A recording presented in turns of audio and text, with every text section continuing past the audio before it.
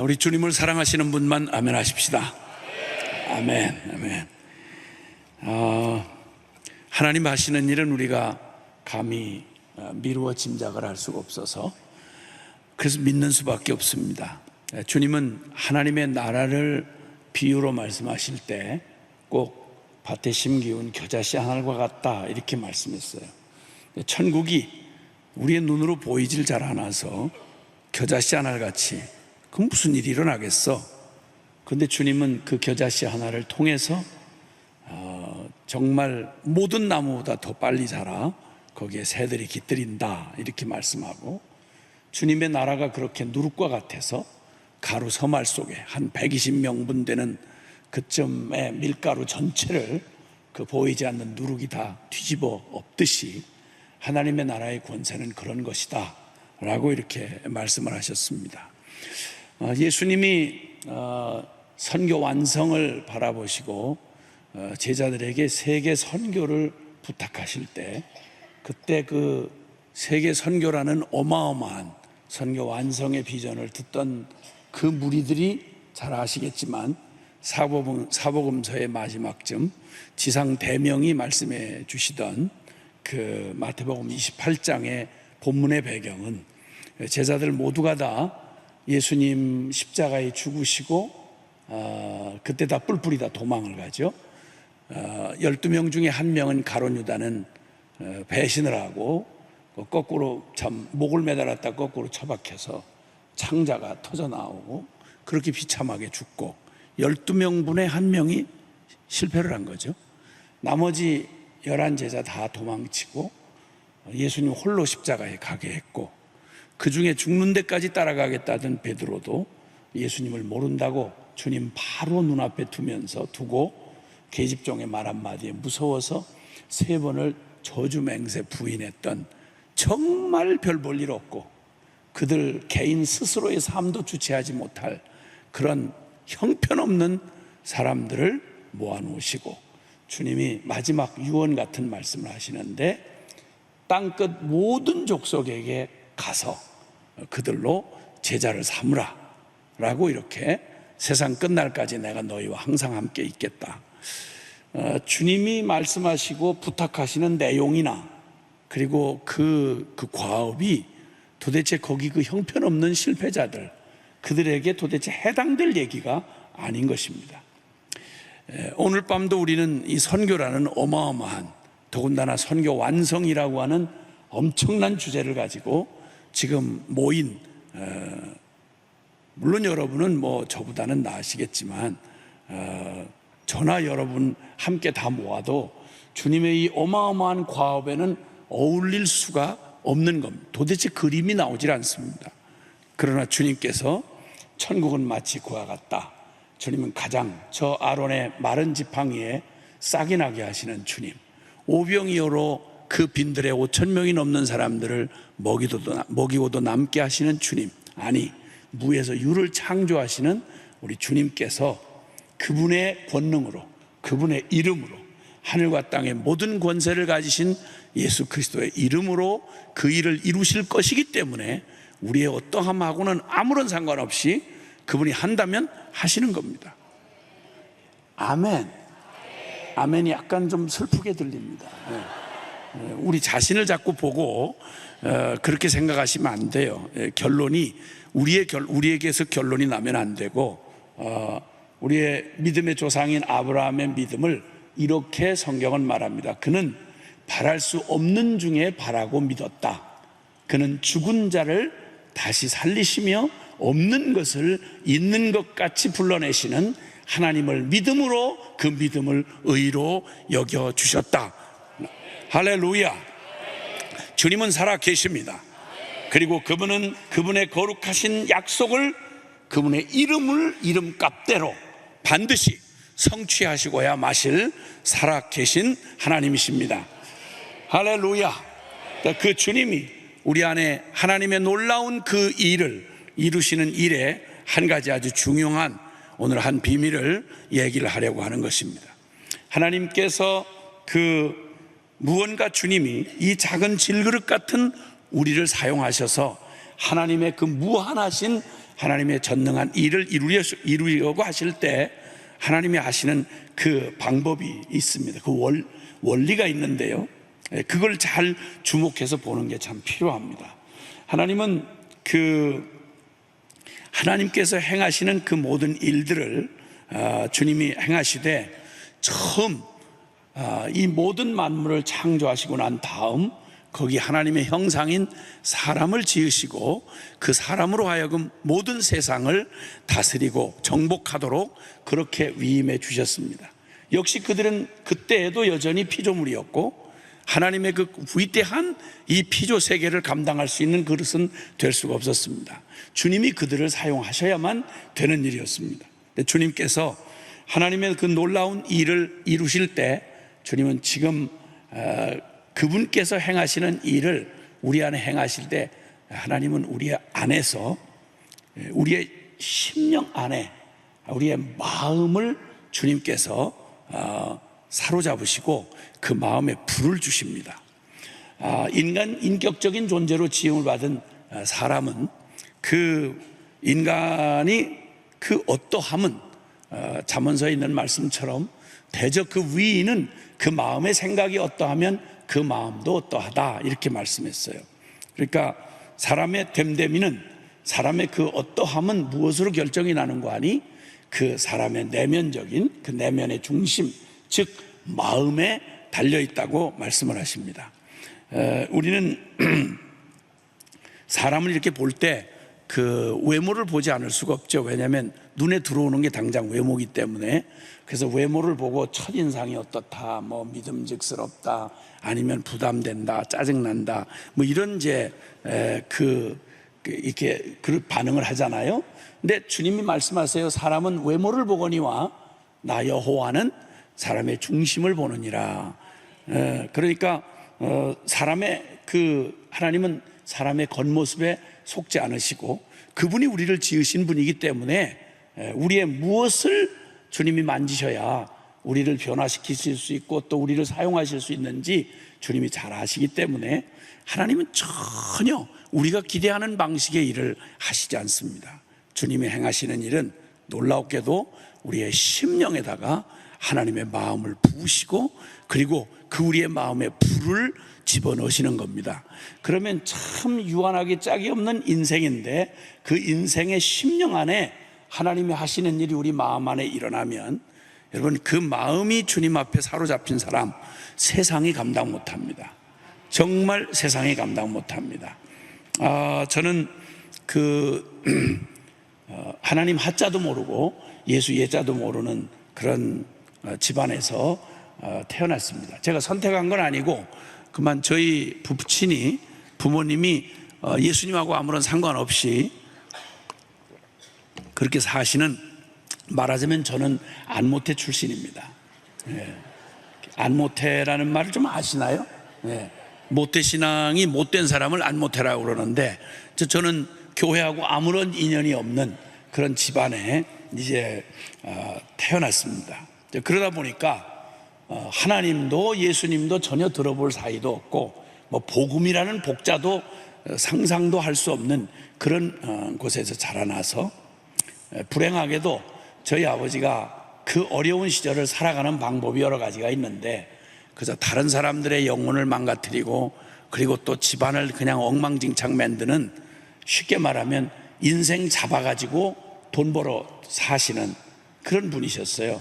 고급 술집을 하셨습니다. 고급 술집을 하셔서 그저 사람들 그냥 이렇게 말하자면 아주 외모가 일단은 질서정연하게 생긴 우리 기생 누나들이 여럿 있는 집이었습니다. 저 고급 집이었어요. 고급 술집. 그러니까 막걸리 팔고 소주 팔고 이러는 그런 슈퍼마켓이 아니고, 그런 아주 스스로 말하기를 사람들이 조금 인간 다 똑같은데도 조금 지체가 좀 높으시다 하시는, 뭐 요즘에는 그런 분들이 전혀 없죠. 근데 옛날에 저 어렸을 때니까 꽤 시간이 오래 전이죠. 그때는 뭐 저희 집에 보통 드나드시는 분들이 보통 대학 총장 나리, 또 시장님 나리, 또 국회의원 나리, 이제 검사 나리, 이런 나리 개나리들이 많이 드나들었습니다. 지금은 그렇게 하시는 분 없으세요. 어디 대한민국이 어딘데 국회 청문회 하는 거 못 보셨어요? 어디라고 감히 술집 드나들고 그런 개념 없는 짓 하고 그 엉뚱한 성추행하고 이따위 짓 하고 돌아다니는 게 어디 그런 사람이 대학 총장에 어디 그런 국회의원이 있겠어요? 없어요. 없을 거예요. 근데 옛날에는 그런 개나리들이 많이 드나드시는 그런 곳에 저는 술집 아들이라고 하는 사장 아들이라는 특권 때문에 미성년자 절대 출입 금지 구역인 그곳을 아주 후리로 드나들었습니다. 그래서 저는 철학 시간이 아닌 그저 현장에서 직접 인간론을 배웠죠. 아하, 인간이라는 게 어떤 종자구나 하는 걸 그때 배웠습니다. 그래서 저는 웬만한 명함을 받고 금방 감동이 안 와요. 왜냐하면 사람들의 낮과 밤이 다른 걸 제가 거기서 봤거든요. 그 훌륭한 지체에 높으신 분들이 애국을 입에다 달고 철학을 입에다 달고 정의와 선을 얘기하는 그런 분들이 해질녘만 되면 그 음침한 데 와가지고 딸 같은 계집아이들 끼고 무슨 짓을 하는지를 제가 보고 자랐거든요. 그러니까 제가 웬만해가지고는 이렇게 사람들의 그분이 어떤 분이시다 이런 얘기를 그냥 듣는 걸로만 존경심이 이렇게 우러나오질 않아요. 그냥 금방 생각에 휙 지나가는 생각에 이 양반 또 혼자 있을 때 무슨 짓을 하실까 이런 생각이 휙 지나가요. 그러다 보니까 오늘 여기 선교 부흥회에 여기 저녁 이 자리에 나오셨다고 그러면 그 자체가 벌써 거룩 아니겠어요? 뭘 의심하겠어요? 뭘 도대체? 응? 그냥 부흥회도 안 나오는데 선교 부흥회 그러면 더 안 나올 거 아니야. 그 중에 천에 하나 만에 하나 부산 시민 중에서 이렇게 뽑혀서 나왔다는 얘기는 물어볼 것도 없고 거룩 자체시지 뭐. 근데 이상하게 저는 직업병 비슷해가지고 그게 이제 여기 나오신 것만 가지고 금방 이꼬르 거룩 이렇게 생각이 안 되고 여기서 또 은혜 받으시고 다른 데 가서 2차 3차 가면 어떤 모양이 되실까 이런 생각이 휙 지나가요. 이렇게 지나가요. 용서하시길 바랍니다. 네.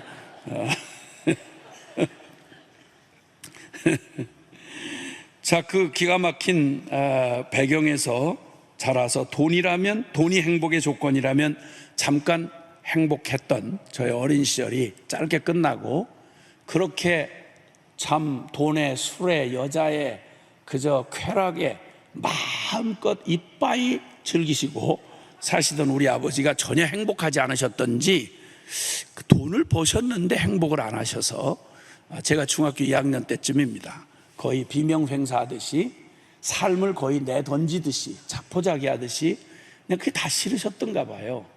그리고는 참 비참하게 돌아가시고 저희 가족들을 전혀 소망의 빛이 보이지 않는 주민등록이 없이 살아가는 사람들의 뒷골목에다가 저희 가족을 내던져 놓으시고 부담 없이 떠나가셨습니다. 그곳에서 늘 살인, 마약, 술, 음란 이런 것들이 일상으로 돌아가는 그 뒷골목에서 사람의 길을 포기한 사람들 속에서 저의 가장 민감한 시기를 짓밟히며 자라났습니다. 소망이 없었습니다.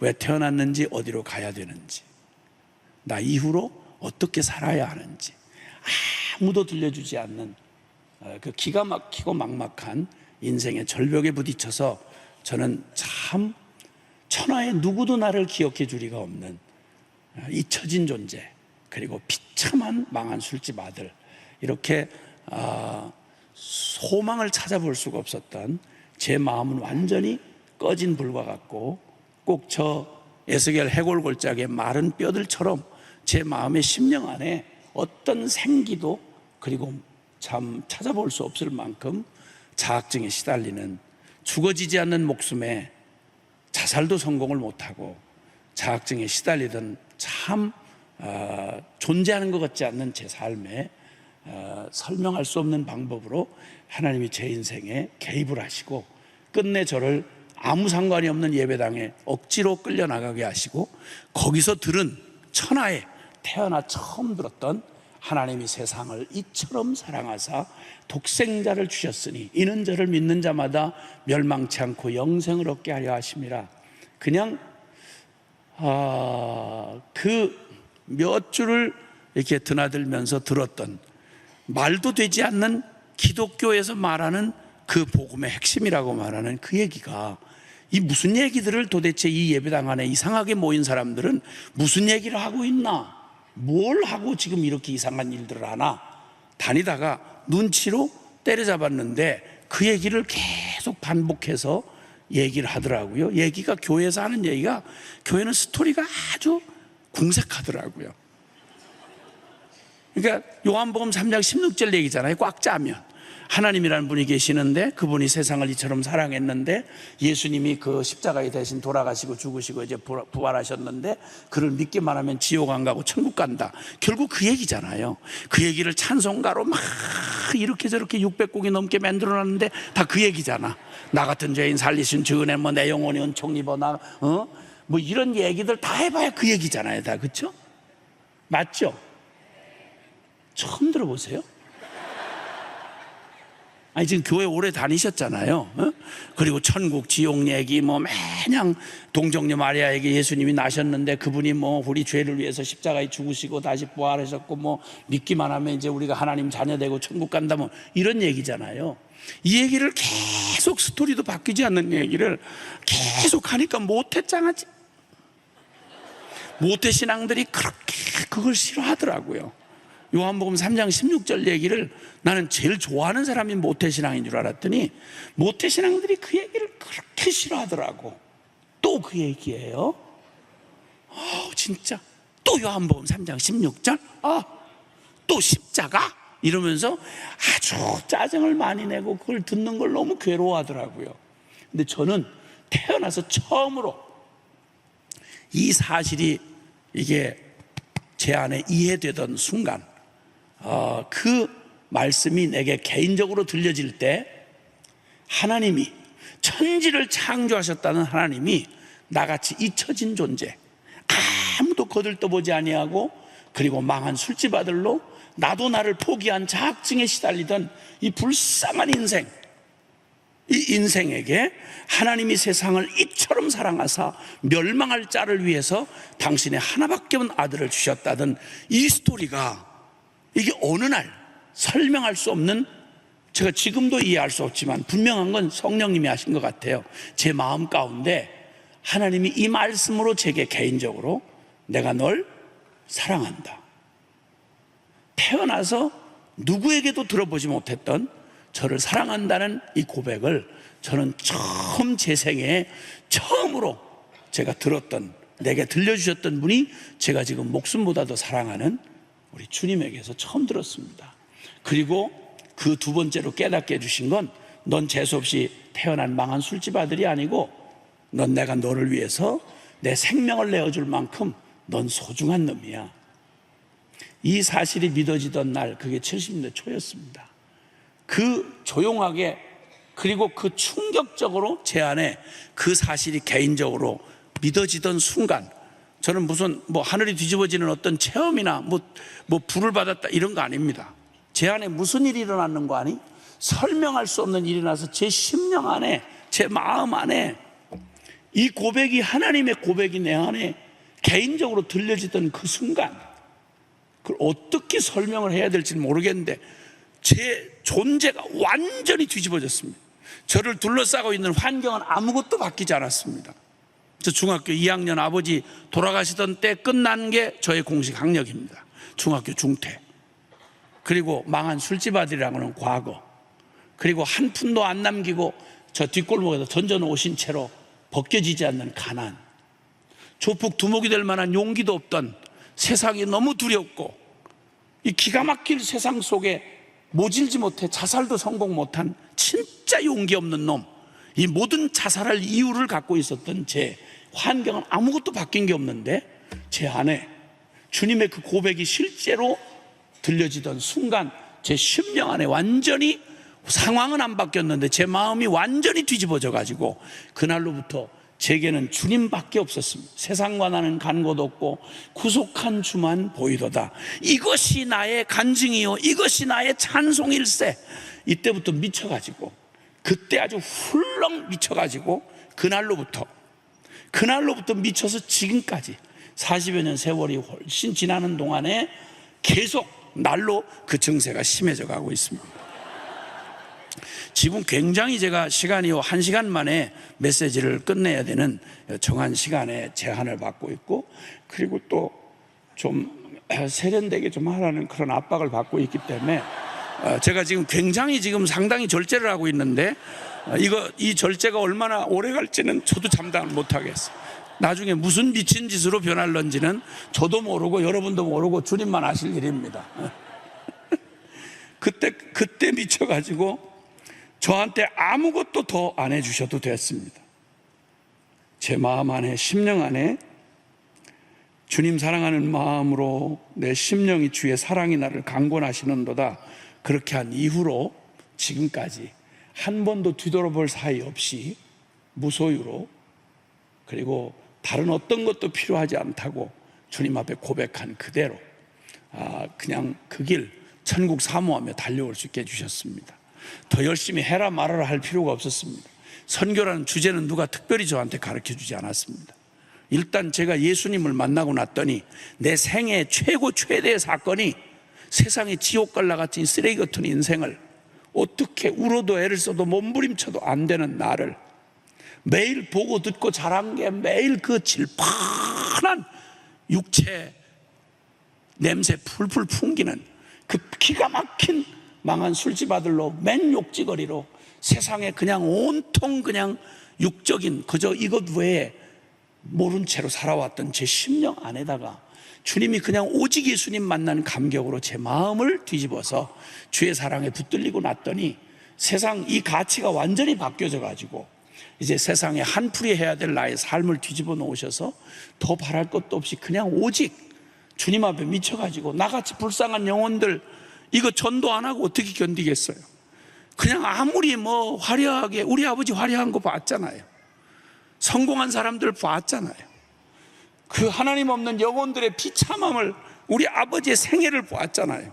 그 끝을 봤거든요. 집안 최초로 벽제 화장터에서 옛날에 그 집안 최초로 화장하면 저주받은 줄 알았어요. 근데 우리 아버지가 화장터에 제 한 줌으로 약봉지에다가 뼈를 빠니까 한 봉지 이 약봉지밖에 안 되더라고요. 이거 남기고 돌아가시려고 그 생 난리를 치고 그렇게 살았던 아버지의 그 결과를 아는 제가 세상에 뭐 대단한 사람 아무리 봐도 전 지금도 부러워하거나 또 뭐 좀 어디 좀 궁금하거나 이런 생각이 없습니다. 그냥 불쌍합니다. 그 영혼이 불쌍합니다. 왜냐하면 사람이 한 번 죽는 건 하나님이 정한 법이요, 그 후에는 심판이 있을 것인데 이 100년 인생 휙 지나가는 세월에 사람은 풀과 같고 그 영광은 풀의 꽃과 같아서 풀은 마르고 꽃은 시들어진다고 주님 말씀하잖아요. 이 허망한 인생에 울고 웃다가 죽음 앞에 덜덜 떠는 영혼들을 내가 수없이 봤거든요. 수없이 봤거든요. 그 죽음 앞에 덜덜 떨면서 아무것도 평생을 미쳐 살아왔던 게 요만큼도 도움이 안 된 채로 죽은 사람은 말이 없으니까 여러분 그 비참함을 죽은 사람 보고 한마디씩 하라 그러면 우리 여기 못 삽니다. 여러분 못 삽니다. 하나님께서 그 놀라운 그 은혜를 주고 영원한 영생을 제가 알게 되고 하나님을 알고 천국 지옥을 알고 심판을 알고 죄의 그 무서운 저주를 내가 아는 한 내가 무슨 짓을 딴 걸 하겠어요. 그 주님 앞에 날마다 천국 보내달라고 예수 만나고 늘 기도했는데 주님이 천국을 빨리 안 데려가시면서부터 역사가 복잡하게 꼬이기 시작한 겁니다. 그렇게 천국을 데려가 달라고 그러는데 예수 믿자마자 온통 소원이 천국 가는 것밖에 없어서 매 예배 때마다 나올 때마다 주님 앞에 천국 데려갈 줄 알고 예수 믿으면 천당이라길래 점수 차면 데려가시는 줄 알고 예배를 드리는데 안 데려가시는 거예요. 안 데려가니까 어떤 여자 하나가 날 따라다니기 시작했어요. 너무 따라다니니까 미안해서 결혼을 했습니다. 그랬더니 주님이 충성 때 여기서 한 집 건너 하나만 낳자던 박정희 대통령 시절인데 애 안 낳는 게 애국이었어요 그때는. 근데 주님이 저를 충성 때 여기서 애를 5을 주셨습니다. 적어서 지금 탄식을 하시는 거죠. 저도 적다고 생각을 해요. 아이들 낳는 순간순간 주신 은혜가 너무 커서 이름 대강 들어보시면 알지만 충성, 이인회, 찬송, 응답, 선교, 이게 우리 애들 이름입니다. 그때마다 주님 만났던 감격으로 제 인생에 행하신 주의 일을 자식들에게 담아놓고 마지막 아들 이름은 선교입니다. 빼도 박도 못하고 그냥 선교입니다. 아주 대놓고 선교라고 지었기 때문에 아무리 몸부림하고 발광을 해도 저는 선교사 이하로는 안 되는 겁니다. 주님이 그렇게 은혜를 주셔서 나는 모두가 다 이런 줄 알았습니다. 복음 믿고 예수 믿고 이 어마어마한 복음을 믿으면 다 그런 줄 알았습니다. 예배당 나와 있는 모든 분들이 다 찬송가를 똑같은 찬송을 부르니까 다 그 감격이 있는 줄 알았습니다. 나 같은 죄인 살리신 주 은혜에 놀라와. 이 찬송을 불렀던 존 뉴턴이라고 하는 목사는 사람 인육 장사를 하든 노예 장사를 하든 노예선 선장입니다, 여러분. 그가 나중에 영원히 지옥 갈 자신을, 비참한 자신을 구원해 주신 주님을 만나고 나서 그 감격에 늙어 죽을 때까지 탄식처럼 부르던 노래가 나 같은 죄인 살리신 주 은혜 놀라워합니다. 그 찬송을 똑같이 부르니까 나는 모두가 다 그런 감격이 있는 줄 알았어요. 그 다 당연히 선교에 대한 마음들을 가진 줄 알았어요. 깜짝 놀란 건 제가 조직에 깊이 들어와 놓고 보니까 교인들이 말한다고 그게 다가 아니란 사실을 뒤늦게 알았습니다. 어마어마한 사도신경을 그렇게 고백하면서 눈꽃만큼도 살아계시고 전능한 하나님을 전혀 믿지 않는다는 사실을 나중에 알았습니다. 왜냐하면 자기들이 저한테 신고를 하니까. 그리고 그들의 마음은 전혀 삼류 소설 같은 드라마를 보고는 흘릴 눈물이 있는데 역사의 세상에 하나님이 나를 사랑해서 하나밖에 없는 아들을 잡아 죽이기까지 사랑했다는 십자가의 얘기를 듣고는 눈물 한 방울 안 흘리는 게 모태신앙들이라는 사실을 나는 뒤늦게 그들의 자신신고에 의하여 알게 되었습니다. 저한테 인사를 해요. 저는 모태신앙입니다. 그렇기 때문에 뜨겁지는 않습니다. 자기가 스스로 와서 저한테 고백을 해요. 모태신앙이기 때문에 뜨겁지 않대요. 그걸 스스로 고백을 해요. 진짜 봤더니 정말 안 뜨겁더라고요. 오래된 교회일수록 뜨겁질 않더라고요. 60년, 100년 뭐 이렇게 된 교단별로 어지간히 찾아가 봤는데 가서 딱 보면, 교단에 가서 이렇게 보면 오래된 모태신앙들이 어디에 있는지 대강 알겠어요. 얘기 안 해도 알겠어요. 어떻게 아느냐고요? 간단해요. 그냥 표정만 봐도 알겠어요. 표정만. 예수 믿는 건 어려워요. 잘 믿는 건 진짜 어려워요. 이렇게 해서 표정이 이렇게 흘러내린 주름 개수, 기울기, 깊이 이런 걸 보면 아, 저 사람은 3대째, 4대째 모태신앙에 40년 묵은 근이구나 이렇게 알 수가 있어요. 거의 제가 이렇게 맞추면 거의 맞아요.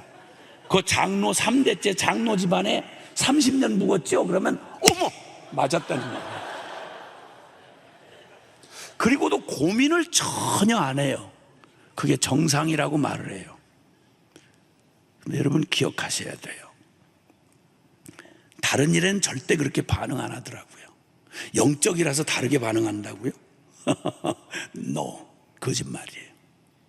마음이 가 있으면, 내 마음이 온통 거기에 반응하면 반응을 겉과 속을 다르게 할 수가 없어요.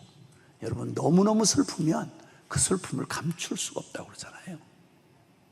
너무너무 기뻐도 못 감춰요. 거기다 내 존재 전부가 반응하는 내 인생의 결단을 하게 되는 걸 보면 그 마음에 분명히 뭔가 일이 일어나는 거예요. 근데 깜짝 놀라게도 이상하게 교리로는 다 동의하고 문화적으로는 예배의식에 익숙하고, 근데 이상하게도 그 마음은 전혀 실제가 안 되는, 여러분 이런 걸 외식이라 그래요. 외식. 예수님 당시에 바리새인들이 그랬어요. 가장 정통적으로 성경을 믿고 하나님을 믿는다는 사람들이 전혀, 그들의 마음은 전혀 다른 데가 있었어요. 그러니까 완전히 그들의, 주님도 말하기를 그들의 말하는 바는 들으라, 그러나 그들의 행위는 본받지 말라. 신학 따로 신앙 따로, 믿음 따로 삶 따로, 이런 이상한 괴리를 가지고도 고민하지 않아요. 그러면 반드시 증세가 나타나요. 반드시 증세가 나타나요. 이중적인 삶을 살죠. 반드시 그렇게 살 수밖에 없어요. 외식하지 않을 수가 없는 거죠. 그래서 주님은 우리의 심령 안에 우리의 믿는 바, 우리의 믿음이 우리의 마음으로까지 믿어지지 않으면 그건 전혀 아무 일도 일어나지 않아요. 죄송하지만 한번 따라해 주시면 좋겠습니다. 나를 움직일 수 없는 믿음은 결코 믿음이 아니다. 나를 변화시킬 수 없는 복음은 더 이상 내게는 복음이 아니다. 동의하시면 아멘. 예, 맞습니다.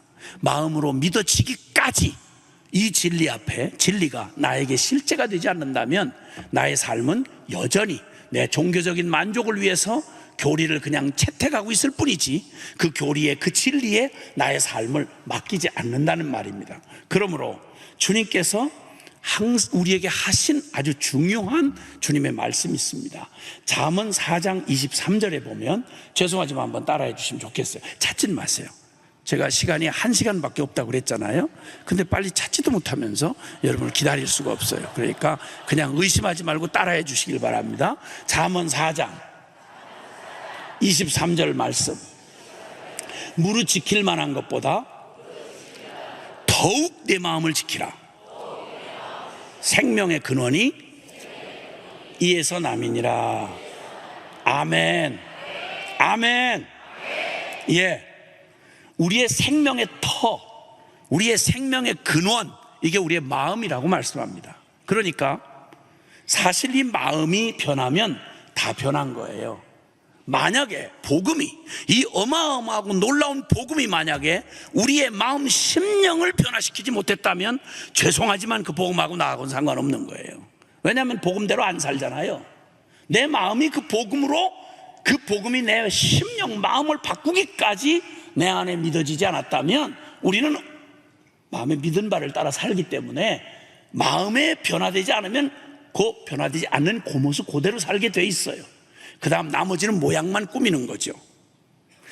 마음이 변하면 다 변한 거예요.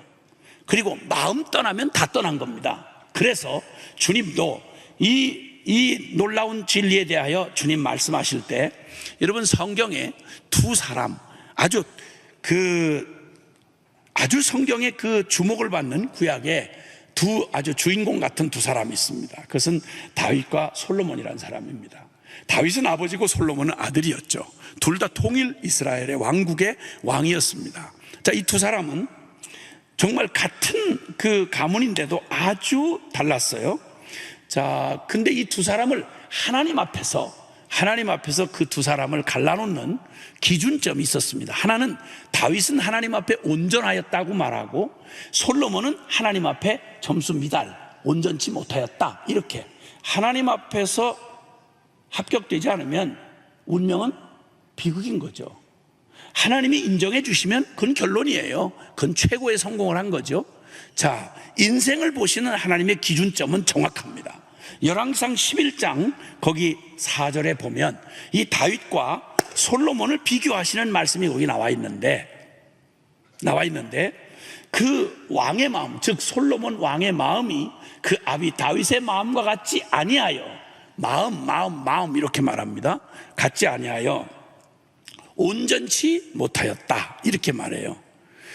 다윗은 하나님 앞에 사도행전 13장 22절에 보면 첫 그 인간 이스라엘 백성들이 원해서 세웠던 사울왕은 귀신 들려 미쳐 죽은 왕으로 실패하고 끝나죠. 그리고 주님이 그들이 인간이 원했던 왕이 아니라 하나님이 세우는 왕으로 그 사울왕 대신 주님이 선택한 사람이 있어요. 그게 놀랍게도 베들레헴 목동에서 왕하고는 아무런 상관이 없는 소년, 다해봐야 15살 되는 어린 소년 다윗, 베들레헴 목동에서 자기 양떼 몇 마리를 키우고 있던 그 소년 다윗을 이스라엘의 사울을 대신한 왕으로 주님이 선택하실 때, 즉 하나님이 이 역사 속에 하나님의 나라를 드러내시고 주님이 이 역사를 변화시키시는 그 권능은 주님에게 있고, 그 주님이 쓰셔서 이 역사의 운명을 바꿀 하나님이 쓰시는 사람의 기준이 뭐냐? 하나님은 뭘 보시느냐? 똑똑한 거? 그의 대단한 배경, 굉장한 외모, 그가 가지고 있는 경험들, 여러분 그것 아니었습니다. 주님이 보신 것 딱 하나였습니다. 다윗을 선택한 단 한 가지를 이렇게 말합니다. 내가 이새의 아들 다윗을 만나니 내 마음에 합한 자라. 할렐루야. 이 마지막 역사의 마지막 때에 정말 하나님이 일하시지 않으면 불가능합니다. 여러분 세계를 위한 중보기도를 해오신 분들은 좀 아시겠지만 세계 상황을 조금만 좀 관심을 가지고 보시면요, 피상적으로 들려지는 뉴스 말고 정말 마음을 기울여서 하나님의 관점으로 역사를 보면 정말 말세지말입니다. 한국도 지금 상당히 지금 위험한, 아주 우리 한국 사회 전체를 위협하는 아주 위험천만한 영적 전쟁의 위기에 지금 놓여져 있습니다. 이 상황 속에서 인간들이 할 수 있는 힘, 우리가 할 수 있는 어떠한 사실 무엇도 이 상황을 바꿀 수 없습니다. 이 거대한 죄의 세력과 이 세속화의 물결과 이 다원주의의 혼잡한 하나님을 대적하는 이 영적 세력의 이 밀물처럼 밀려오는 쓰나미 같은 이 세력을 맞설 수 있는 능력이 우리에게는 없습니다. 다른 건 다 그만둬 놓고 여러분 역사를 바꾼다고 할 때, 여러분 역사를 움직이고 바꾸려면 이거 인간의 힘으로 불가능합니다. 하나님이 하셔야 합니다. 아멘. 역사를 바꾸려면 그 역사의 중심이 되어 있는 인간을 바꿔야 되는데, 인간을 바꾸려면 인간의 마음을 바꿔야 합니다. 그런데 인간의 마음보다 천하에 인간의 마음을 바꾸는 것보다 어려운 일 없습니다. 생각해 보세요. 여러분 저 미쳤던 전 나치즘의 히틀러가 미친 광기로 미쳐있던 그가 하룻밤 사이에 주님이 마음을 돌려놓으셔서 나 미친 짓 했네, 무슨 짓 하는 거야? 그 사람 마음 하나만 돌려놨더라면 세계 역사를 50년을 뒤돌려 놓았던 독일이 세계대전을 일으키면서 그 비참한 역사를 50년을 뒤돌려 놨다고 평가하잖아요. 그 일이 한 사람, 그 통치자, 미친 통치자의 한 사람의 마음 안에서 이루어진 겁니다. 이거 못 바꿔서 역사는 그 비극을 감당해야 했습니다. 수천만 명이 죽었습니다. 마음 하나만 바꾸면 되는데, 결론처럼 말씀드리지만 역사를 바꾸려면 사람을 바꿔야 하고, 사람을 바꾸려면 사람의 마음의 중심, 그 마음을 바꿔야 하는 것입니다. 근데 이 마음을 바꾼다는 게 천지개벽하는 것보다 더 어렵습니다. 인간 바꾼다는 거 진짜 어려운 거, 여러분 굳이 철학적이고 아주 물론 심리학적이고 이런 복잡한 연구 안 해도 우리가 금방 알 수 있어요. 여러분 진짜 사람 안 바뀌는 거 아시죠? 사람 안 바뀌죠? 불가능하죠? 다른 사람 말고 여러분 바로 옆에 있는 사람, 여러분 남편 바뀌지든가요? 그 사람만큼은 나를 사랑해 줄 줄 알았는데, 그리고 만인의 반대를 무릅쓰고 결혼하셨는데 알고 봤더니 도둑놈을 만난 거죠. 근데 그 남편 바뀝니까? 안 바뀌죠? 안 바뀌어져요. 안 바뀌어져요. 여자가 남자를 바꾸려는 것도 어려운데 남자가 또 잘못 만난 불려우가 바뀌어지겠습니까? 안 바뀌어집니다, 여러분. 그러니까 여러분 부부만 쳐다봐도 천하에 제일 불가능한 일이 사람 바뀌는 일이구나. 그렇죠? 그 다음에 또 하나, 여러분 뱃속에다 넣어서 10달 동안 키워가지고 그리고 내 손끝으로 키운 자라난 여러분의 자녀들, 여러분 마음대로 변화되든가요? 죄송해요. 너무 아픈 걸 건드렸나 봐요. 그래서 너무 여러분 마음에 상처를 건드려 죄송합니다. 나도 열이 다 나네. 그저 사춘기 들어선 자식 생각하면 다 살고 싶은 생각이 없고 그냥 얼른 끝났으면 좋겠다는 이런 생각에 고통을 가지고 계신 부모님들에게 심심한 위로의 말씀을 드립니다. 내 뱃속으로 난 내 자식도, 내 손으로 키운 내 자식도 못 바꾸면 누구를 바꾸겠어요? 더군다나 목회라고 하는 것, 이건 정말 말 그대로 표현 그대로 주의 일입니다. 아니 어린 내 자식도 못 바꾸고 내가 키운 내 자식도 안 바뀌는데 제멋대로 다 제 바람에 커가지고 온 교인들을 중간에 바꾸려고 시도하는 순간 그때는 운명을 각오해야 되는 겁니다. 누가 나를 바꿔요? 못 바꾸는 거예요. 근데 주님께서 이렇게 그러니까 주님이 보시는 항상 관점은 어디인가 하니 사람은 외모를 보지만 나 여호와는 사람의 중심을 보느니라. 다윗과 솔로몬의 일생을 바꿔놓은, 갈라놓는 성공과 실패의 기준은, 하나님 보시는 기준은 철저히 마음이었습니다. 그래서 너희 모든 지킬 만한 것보다 더욱 내 마음을 지키라. 왜? 생명의 근원이 이에서 남이니라. 아멘. 아멘. 사실 부부의 삶을 살아가면서 모두 행복하자고 결혼했지 불행하자고 결혼한 사람 아무도 없습니다. 근데 그 모든 가정이 다 원하는 대로 그 행복을 꿈꾸며 결혼했지만 그렇게 행복이 그렇게 가까이 와 있질 않습니다. 참 어렵습니다. 그렇죠? 대답하지 마세요. 곤란하니까 대답하지 말고. 부부는 그럼 무엇으로 사는가? 왜 부부가 실패하는지 아세요? 이 간단한 얘기만 놓치지 않았더라도 주님의 이 진리는 1mm도 못 옮겨요. 이것 주의했더라면 얼마나 좋겠어요. 아모스 3장 3절에는 이렇게 말씀했어요. 두 사람이 의합지 않고야 어찌 동행하겠느냐. 두 사람이 마음으로 하나 되지 않고야 그게 어떻게 부부겠느냐 이 말이에요. 그러면 천하에 이 두 구절만 했어도 다른 어떤 것보다 마음을 지켜서 결혼할 때는 서로 사랑해서 서로 사랑했기 때문에 만난 거 아니겠어요? 그런데 우리 행복하자, 결혼하자마자 신혼여행 끝나자마자 두 부부가 각기 맞벌이를 가야죠. 왜냐하면 행복하게 살기 위해서, 행복하게 살기 위해서. 맞벌이를 하다 보니까 여러분 자꾸 봐야 이웃 사촌이란 말 있잖아요. 봐야 정이 생기죠.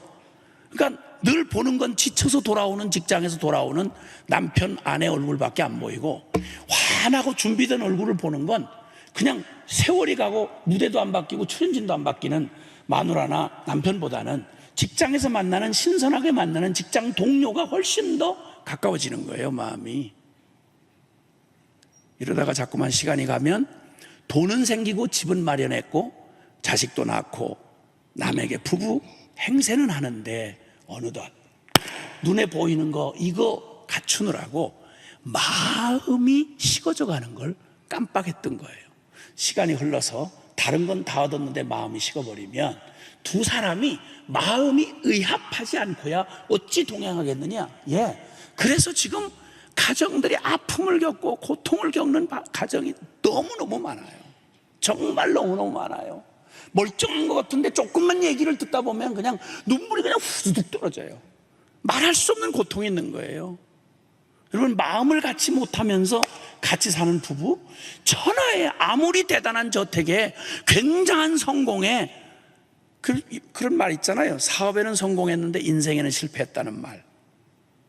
사역에는 능력이 있는데 그만 가정에는 실패했다, 이런 말 있잖아요. 너무 가슴 아픈 얘기잖아요. 요것만 주의했더라면, 천하의 무슨 유익을 포기하더라도, 어떤 유혹에 흔들릴지라도 이 마음 뺏기는 일, 너 생명의 근원이 이거다. 마음 식어버리면 다 식어버리는 거고, 마음 떠나면 다 떠나가는 거고, 마음 뺏기면 다 뺏기는 거다. 그러니 무슨 대가를 지불해서라도 이 마음 잃어버리지 말아야 된다. 아멘. 교회는 어떨까요? 여러분, 교회가 가장 심각한 위기가 뭔지 아세요? 경제적인 위기, 정치적인 위기, 이런 걸 교회는 역사상, 교회는 본래부터 예수님 말씀한 대로 복음과 함께 핍박을 받고 고난을 받게 돼 있어요. 웬만한 걸 위기라고 말하지 않아요. 근데 성경에서 교회가 가장 심각한 위기에 빠질 때가 언제냐면, 깜짝 놀라게도 우리의 마음이 식어버리는 거예요. 에베소 교회는 첫사랑을 잃어버렸어요. 칭찬을 모두가 다 받았던 교회예요. 가장 많이 받은 교회예요. 그런데 첫사랑을 잃어버렸어요. 그랬더니 주님이 너 이거 도로 찾지 않으면 촛대를 옮겨버리겠다. 촛대를 옮겨버리겠다. 촛대는 교회를 상징해요. 교회됨을 잃어버린다는 말이에요. 첫사랑. 여러분, 누구도 웬만해서 죄인인 인간이 본성적으로 교회 잘 안 나옵니다.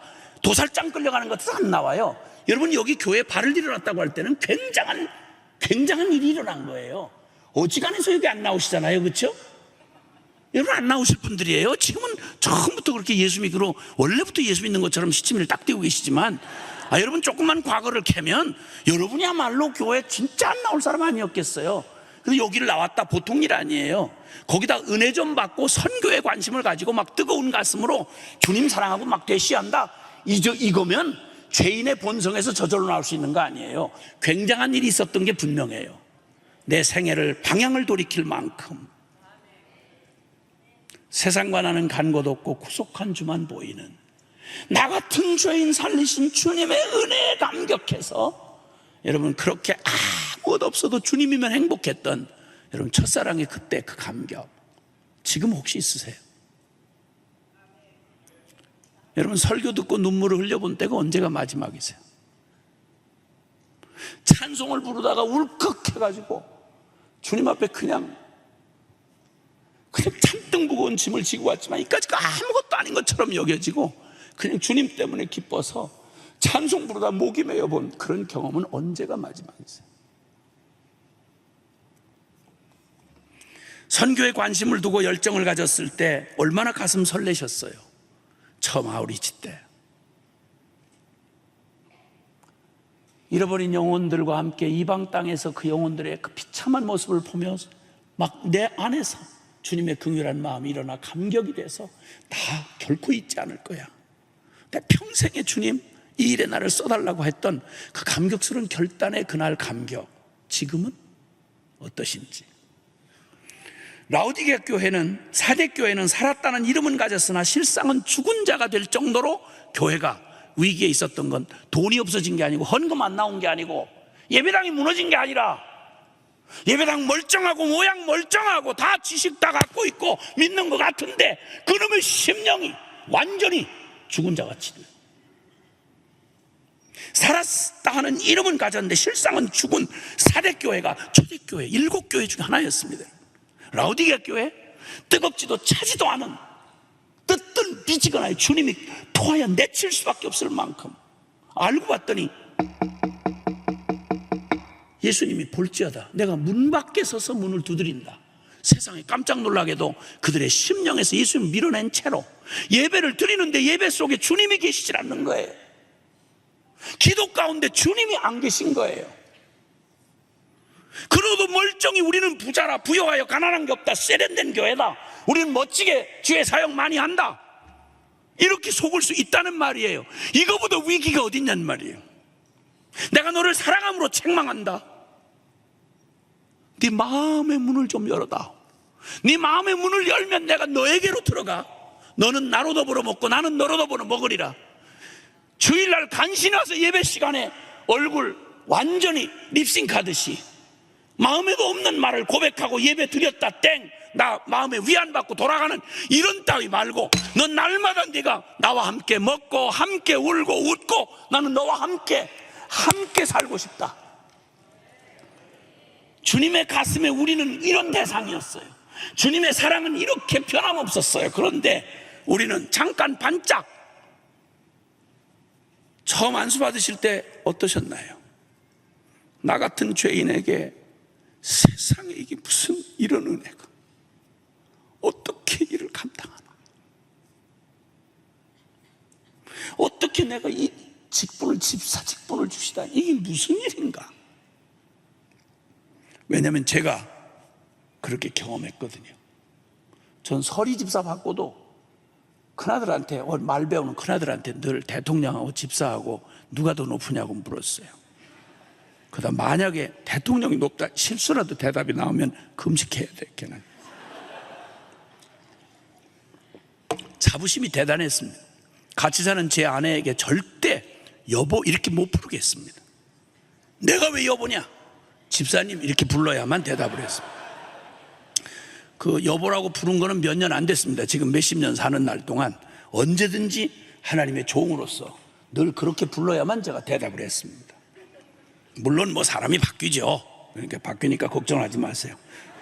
저런 남자하고 어떻게 사나, 살으라고 하지도 않을 테니까 걱정하지 마시고, 쓸데없는 걱정하지 마시고.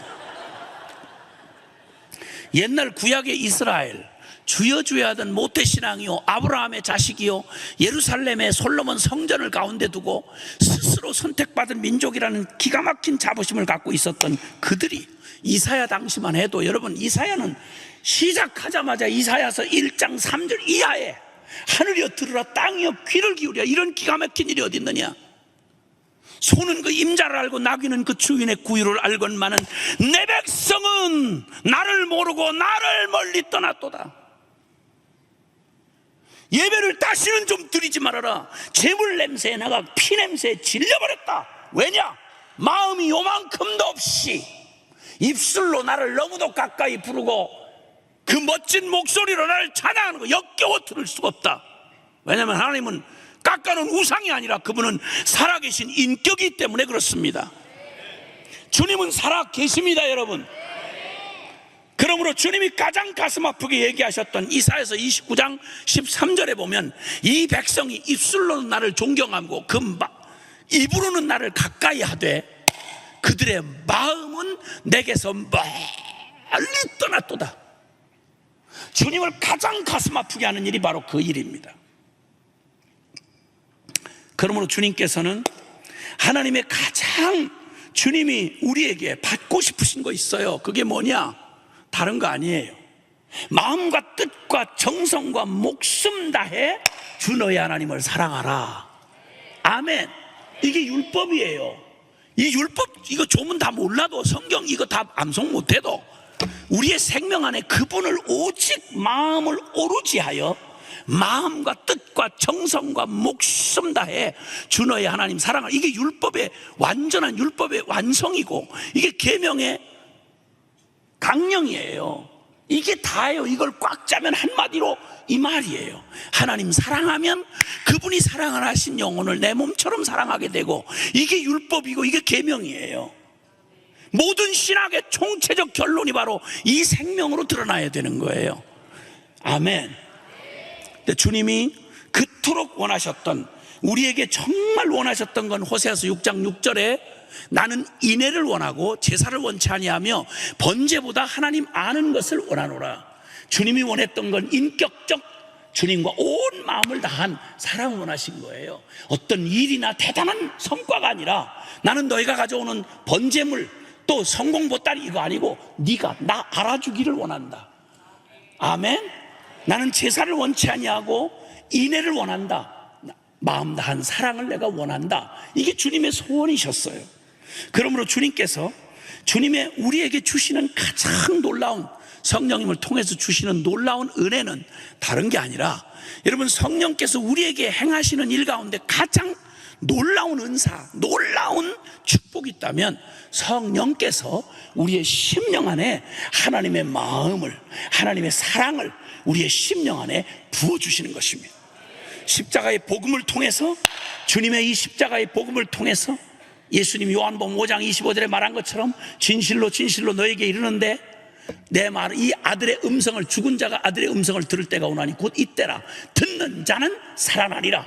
주님 말씀하시더니 십자가로 구속을 완성하신 다음 약속한 성령을 보내시고 성령이 이 십자가의 복음을 지식이 아니라 우리의 심령의 생명으로 받아지게 하셔서 예수 죽음 내 죽음, 예수 부활 내 부활로 받고 믿어지게 하사 우리의 심령 안에 본성을 거스려서 오직 나 오직 나만을 사랑하고 내 자아사랑에 미쳐 살던 나를 완전히 본성을 바꾸셔서 이제는 오직 하나님 사랑하고 이웃 사랑하는 우리의 심령으로 바꿔놓으시는, 천지개벽하는 새로운 피조물로 우리를 만드시는 역사, 이게 바로 보혜사 성령님이 우리 안에 행하시는 일인 것입니다. 주님의 이 놀라우신 복음 안에 이 축복, 복음의 영광과 능력과 축복을 우리에게 주셔서 이 우리가 가진 복음의 소망이 우리에게 헛것이 되지 않고 부끄럽게 되지 아니하고 그게 실제가 되어지는 일이 바로 뭐냐? 로마서 5장 5절에 이 소망이 부끄럽게 하지 아니함은 우리에게 주신 성령으로 말미암아 하나님의 사랑이 우리 마음에 부은 바 됨이니. 할렐루야. 그러니까 성령께서 우리의 심령 안에 불을 붙여주실 때 십자가의 복음을 부딪히게 하시면서 우리의 죄된 이 끔찍한 나의 절망을 보게 하시고 주님의 십자가 구속의 그 놀라운 보혈의 그 은총을 바라보게 하시며 부활하신 예수 그리스도의 그 생명을 나의 전부로 받아들여서 이제는 나 죽고 내가 아닌 내 안에 그리스도가 사시는 이 어마어마한 십자가 부활의 이 복음을 믿음으로 받는 이 기가 막힌 은혜를 성령께서 우리에게 믿어지게 하사 우리의 심령 안에 불을 주십니다. 그러므로 십자가 부활의 복음이 우리 안에 불로 임하면 성령께서 우리를 깨닫게 하시고 믿어지게 하시면 절대 이전의 삶으로 돌아갈 수 없습니다. 할렐루야. 고린도후서 5장 17절은 우리에게 말하기를 그런즉 누구든지 그리스도 안에 있으면 새로운 피조물이라 이전 것은 지나갔으니 보라 새 것이 되었도다. 할렐루야. 이런 선언을 감히 기독교는, 주님의 복음은 이런 선언을 주저없이 할 수 있는 게 바로 뭐냐? 이 복음의 실제 능력이 살아계신 하나님의 성령께서 이 주님이 이뤄놓으신 십자가 부활의 이 영광스러운 복음에 우리를 믿음으로 화합하게 하셔서 우리의 심령 안에 대변혁이 일어나게 하시고, 그래서 갈라디아서 2장 20절의 고백을 우리의 고백으로 하게 하시는 하나님의 성령이 역사를 하시면, 여러분 우리의 인생은 이제 더 이상 우리의 이 지지부진한 죄의 종로로 타던 우리의 삶에서 오직 나만을 추구하다가 죽는 이런 죄의 쓰레기 같은 인생에서 끝장이 나고 이전 것은 지나갔으니 보라 새 것이 되었도다. 예수 그리스도의 생명으로 살아가는 이 기적을, 이 믿음에서 믿음으로 살아가는 기적을 우리에게 허락해 주시는 것입니다. 그러므로 이번 성회를 통해서 우리 주님이 우리에게 해주실 가장 놀라운 축복, 이번 성회 주제처럼 하나님 아버지의 마음이 우리 안에 성령으로 말미암아 십자가 복음을 통해서 우리의 심령, 각 심령 안에 생생하게 부어지는, 불처럼 부어지는 은혜의 역사가 있기를 바랍니다. 할렐루야. 그러면 여러분 절대 이전으로 돌아갈 수 없습니다. 어머, 그러면 나 선교사로 끌려나가는 거예요? 그렇죠. 당연히 그렇죠. 오늘 안 나오려고 그랬는데 괜히 나와. 이제 늦었어요. 이제 늦었어요. 지금 중간에 돌아가서 소용없어요. 나는 하나님이 하시는 일을 난 믿기 때문에 제가 아무리 말을 더듬고 잘 못해도, 여러분이 벽을 치고 잘 안 들으려고 해도 하나님이 역사하시면 누구도 감당 못합니다. 여러분, 누가 하나님이 하신 일을 막겠습니까? 저는 전 세계를 돌아다니면서, 전 세계라고 하니 말이 거창한데 하여튼 6개 대륙을 돌아다니니까, 많이는 아니지만 한 70여 개 나라 돌아다니고 있습니다. 돌아다니면서 제가 하는 일은 다른 거 아닙니다. 다른 거 아니고, 선교사님들 한 분 되기가 그렇게 어렵잖아요. 선교사 한 분 나오기가 참 쉽지 않거든요. 근데 그렇게 어렵게 가신 선교사님들이 중간에 자꾸 보따리를 싸고 돌아오려고 하는 분들이 계세요. 돌아오면 큰일 나는 거예요. 왜냐하면 그분 자리를 누군가 때워야 되기 때문에 여러분 중에 누군가가 끌려갈 확률이 높아진다는 얘기죠. 고마운 줄 아셔야 돼요. 그래서 제가 속한 순회 선교단은 2가지 지령인데, 첫 번째는 제정신 남의 정신이든 일단 선교사로 나간 사람은 절대 다시 돌아올 수 없도록 선교사의 퇴로를 차단하라. 이게 저희 제1 사명이에요. 제1 사명. 두 번째는 하여튼 제정신 남의 정신이든 일단 예수 믿는 사람들은 절대 자연사 못하도록 해라. 왜냐? 예수님 핏값 치르고 구원받은 우리 아니에요. 그렇죠? 근데 어떻게 이 예수님 핏값 치르고 산 이 인생을 밥이나 꼬박꼬박 먹고 날짜 이빠이 채워서 몸 관리 계속 하다가 아무 일도 안 한 채 고스란히 편안하게 늙어 죽는 게 우리의 꿈이 될 수 있겠냐 이 말이야. 있을 수가 없다 이 말입니다.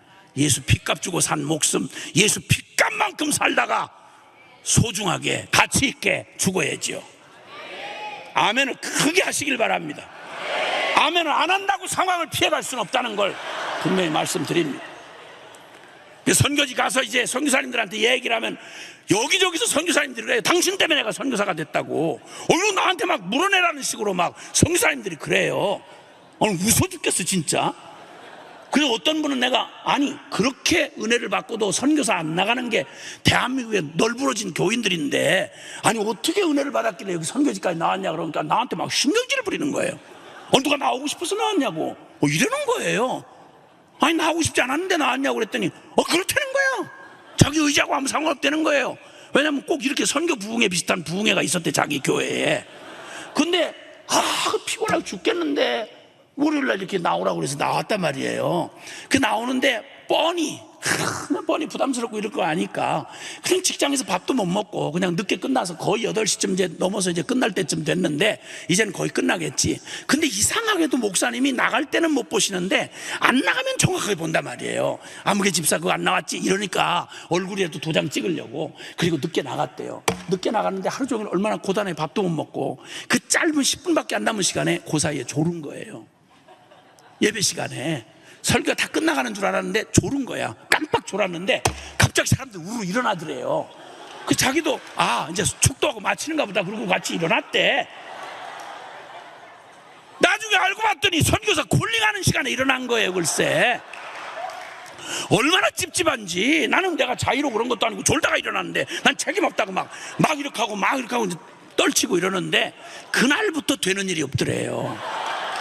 직장 들어가면 잘리고 뭐 좀 개업을 하면 또 문 닫게 되고 뭐가 그렇게 안 되더래. 너무 힘들고 막 심란한데 이상하게 주님이 안 나타나시다가 비는 부슬부슬 오고 마음은 심란하고 정말 짜증나고 어려울 때 어스름한 시간에만 주님이 이렇게 오셔서 자기 마음의 내면의 감동으로 이렇게 물으신대요. 너 그때 왜 일어났니? 너 그때 그래 미치겠더라는 거야. 그래서 이렇게 노이로제 걸려 죽느니 차라리 해외 나가서 죽자 이래가지고 선교지 나와서 지금도 그렇게 운명적인 삶을 살고 있다고 나한테 짜증을 내더라고. 난 그 얘기를 들으면서 얼마나 속으로 통쾌한지. 세상 없이 발버둥 치고 별짓 다 해도 난 능력 없어도 주님은 할 거 다 하시는구나. 그러니까 이번 선교 부흥회 때 주님은 하실 일 다 하셔서 여기서 필요한 사람들 이렇게 뽑으셔가지고 보낼 사람 다 보내시고 난 너무 신나요. 이런 걸 생각하면 너무 행복해. 왜냐하면 여러분이나 나나 똑같이 예수 믿잖아. 똑같이 천당 가고, 그쵸? 근데 왜 나만 고생해야 돼? 같이 죽자 이거예요. 같이 죽자. 내가 그래서 저 서울에 있는 온누리교회 거기 그 선교 이런 모임이 있었는데 그거 좀 해달라고 그래. 갔을 때 담당자한테 제가 약속을 받았어요. 제가 혹시 오늘 밤 여기 교인들이 다 선교사로 나가도 온누리교회 괜찮겠냐? 염려 말고 하시라는 거예요. 염려 말고 하래. 그래가지고 그날 불행하게도 그날 그 본당에 그 모인 사람 중에 내가 대략 보기에 선교사로 할 수 없이 일어난 사람들이 대략 한 300명 일어났어요. 그 다음 그분들의 운명은 어떻게 됐을지 나는 차라리 듣질 않아요. 왜냐하면 반드시 언젠가는 끌려갈 테니까. 아이고. 그럼 또 어떤 사람은 생각하겠지. 난 다행이다. 진짜 나는 안 끌려갔다. 여러분 그게 다행인지는 이제 주님 만날 날에 이제 판가름 하시면 되겠죠. 어쨌든 주님이 가장 놀라운 은혜를 주시는 건 주님이 우리 안에 그분의 마음을 부어주시는 거예요. 오늘 본문에 읽어주신 본문의 고린도전서 2장 16절에 말씀하세요. 누가 주의 마음을 알아서 주를 가르치겠느냐? 그러나 우리가 그리스도의 마음을 가졌느니라. 아멘. 여러분 이 얘기는 고린도전서 2장 얘기는 주님이 은혜로 우리에게 베풀어 주신 십자가 복음의 비밀을 말합니다. 아들을 잡으시기까지 이 땅을 사랑하시고 피투성이라도 죽지 말라. 하나님 떠나 비참한 죄인으로 태어나서 죄 가운데 살다가 영원히 지옥에 멸망받을 영혼들을 사랑하시되 끝까지 사랑하셔서 구원할 다른 방법이 없으시면 당신의 아들을 잡아서라도 이 영혼들을 반드시 구원하셔야만 하는 하나님 아버지의 간절한 애절한 마음이 그대로 십자가로 드러나서 그 놀랍게 세상을 사랑하셔서 구원하시는 하나님의 마음을 누가 이걸 알겠냔 말이에요. 육에 속한 사람은 성령의 일을 받지 아니하나니 하나님 수준에 속한 이 하나님의 어마어마한 사랑을 들려줘도 알 수가 없고 받을 수가 없어요. 주님께서 주님이 우리의 영혼을 주님 뒤집으시고 깨뜨리사 우리의 지각을 뛰어넘어 우리의 육적인 한계를 넘어서서 우리의 이해 수준이 아니라 성령께서 우리의 영에 하나님의 그 마음을 부어주시면 여러분 그 주님의 마음이 부은받은 사람은 절대 하나님 떠날 수 없어요. 인간의 각오나 결심은 무너지고 흔들리는 날 와도 주님의 마음에 사로잡힌 하나님의 마음이 부은받은 사람은 절대 주님 못 떠나요. 무서워도 주님 떠나는 것보다는 덜 무서워요. 두려워도 주님 없는 것보다는 덜 두려워요. 그래서 강한 사람, 대단한 사람이 가는 게 아니라 오직 주님 없으면 못 사는 사람, 주님의 심령이 주님의 사랑에 매인받은 사람, 그 사람들이 바로 주님께 붙들려 쓰임받고, 그리고 그 위대한 하나님 역사의 주인공이 되어 하나님의 나라가 이 땅에 임하는 일에 쓰임받는 사람이 되는 거예요. 하나님이 그 일을, 우리의 이 질그릇 같은 우리 안에 하나님의 위대한 역사를 이루실 우리 주님을 찬양합니다. 할렐루야. 제가 선교지에 선교사님들 격려하고 좀 붙든다고, 이렇게 격려해드린다고, 심부름이라도 한다고 이렇게 몇십 년을 쫓아다니면서 선교사님들을 섬기다 보니까, 여러분, 선교사들에게 가장 최후의 위기가 뭔지 아세요? 보통 테러, 비자, 후원비, 자녀, 건강, 사역의 문제들, 관계 갈등, 사건 여러 가지 있지만요, 제가 경험한 바에 의하면 다른 건 어지간하면 그래도 견뎌요. 버티고 살아가요. 그런데 선교사를 진짜 털썩 주저앉게 하고 다시 일어설 수 없게 만드는 게 바로 뭐냐면 다른 게 아니고요, 마음의 위기예요. 난 안 되겠어. 난 틀렸어. 스스로 누군가에게 그래도 핑계를 댈 때는 그래도 희망이 있어요. 근데 난 아니야. 난 틀렸어. 이렇게 마음이 낙담이 돼버리면 내가 무슨 선교사야, 내가 무슨 주의 종이야, 나 잘못 왔나 봐.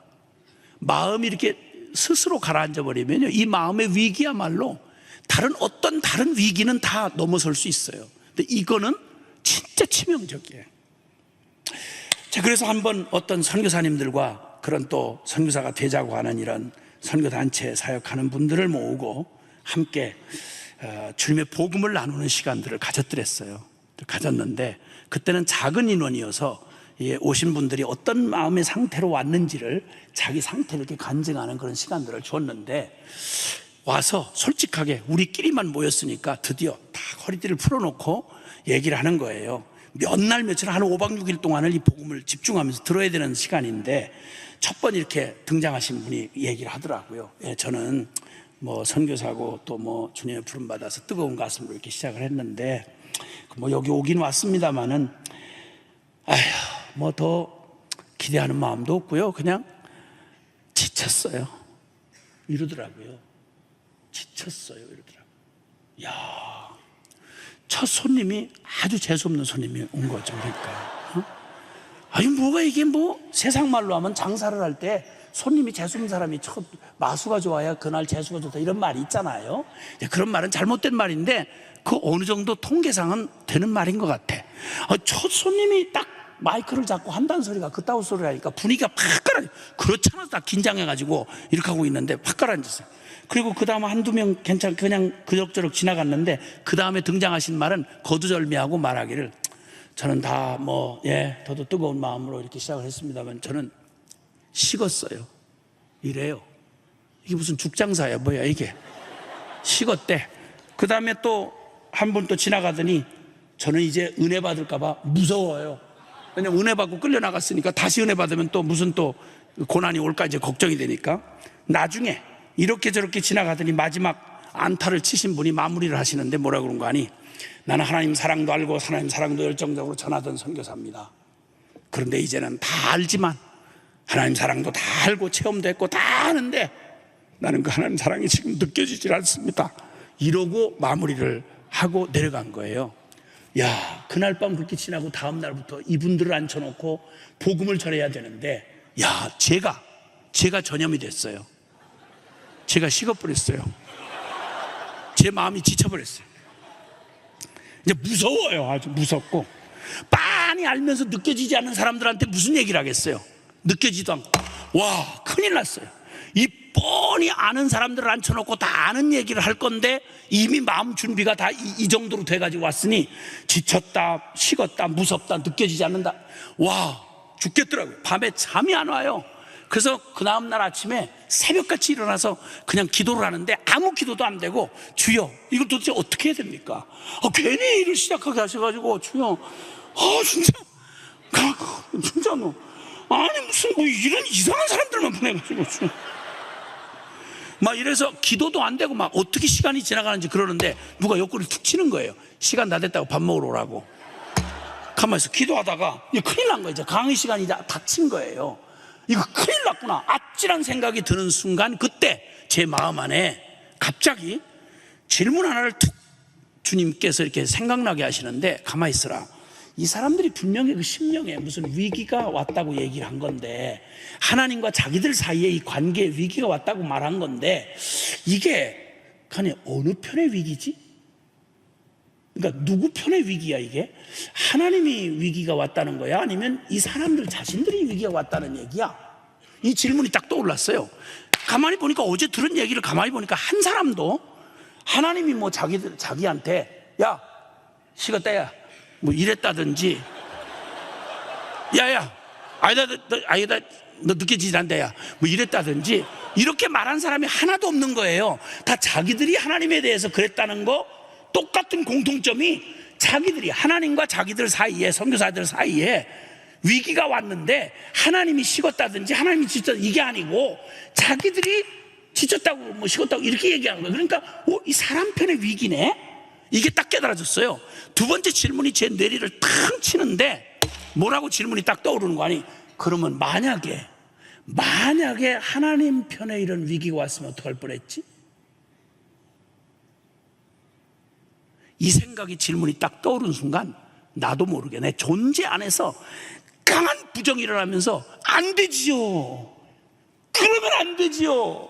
그럴 수는 없는 거죠. 그러면서 막 눈물이 퍽 터진 거예요. 사랑하는 여러분, 생각해 보세요. 어느 날 주님이 여러분을 물끄러미 이렇게 바라보시다가 앞에 계신 분은 혹시 사모님이세요? 네, 사모님이세요? 아니, 권사님? 집사님이세요? 집사님한테 어느 날 하나님께서 이렇게 물끄러미 바라보시다가, 집사님 자신은 아시잖아요, 그렇죠? 내가 어떤 사람인지. 근데 주님이 어느 날 물끄러미 보다, 아무개야, 참 내가 너를 참 끝까지 사랑하려고 애를 썼는데 너도 알다시피 나 너한테 이제 지쳤다 야. 만약 주님이 이렇게 말씀하셨다고 그러면 소감이 어떠시겠어요? 주님 그러시면 안 됩니다. 주님 그러시면 안 됩니다. 주님 지치면 어떻게 돼요? 오늘 끝장나는 거잖아. 뭐 이걸 딱 생각하는데 막 강한 부정이 일어나면서, 아니요, 그러시면 안 돼요. 안 돼요. 주님은 식으면 안 돼요. 지치면 안 돼요. 그러면서 에덴 동산에서부터 그 완전한 사랑을 받았던 아담과 하와가 완전한 사랑을 배신했단 말은 완전한 배신 아니요, 거기서 끝장을 내셨어야 되는데, 그 완전한 배신을 한 그들에게, 그들을 배신하고 주님 등을 돌렸는데 이제는 끝내셔야 되는데 주님이 그걸 포기를 안 하시더라고요. 포기 안 하시더라고요. 그리고 스스로 약속하시더라고요. 너희는 나를 등지고 돌아갔지만 난 너희를 끝내 포기하지 않을 거예요. 그리고 여자의 후손으로 오시는 메시아를 약속하시더라고요. 그가 누구예요? 하나님 하나밖에 없는 아들 예수잖아. 그 후에 성경 역사를 조금만, 여러분, 이게 주마등처럼 막 지나가는데, 여러분, 그 굵직굵직한 사건들 이제는 끝장이지. 창세기 6장쯤 가면 사람들의 생각에 하나도 건전한 놈이 없고 다 악할 뿌림을 보시고 노아 홍수 심판을 준비하시잖아요. 홍수가 목적이 아니에요. 구원이 목적이에요. 그 사건은 방주 만드시잖아요. 끝장내셨어야 되는데 그때 오히려 한 놈도 주님을 향하지 아니하고 다 배신한 그들에게 주님이 끝까지, 주님의 마음에는 100년이 넘도록 노아를 통해서 돌아오라고 외치시면서 배를 짓고 계시더라고요. 이게 그냥 막 주마등처럼 지나가는데 막 내가 대성통곡을 하고 울었어.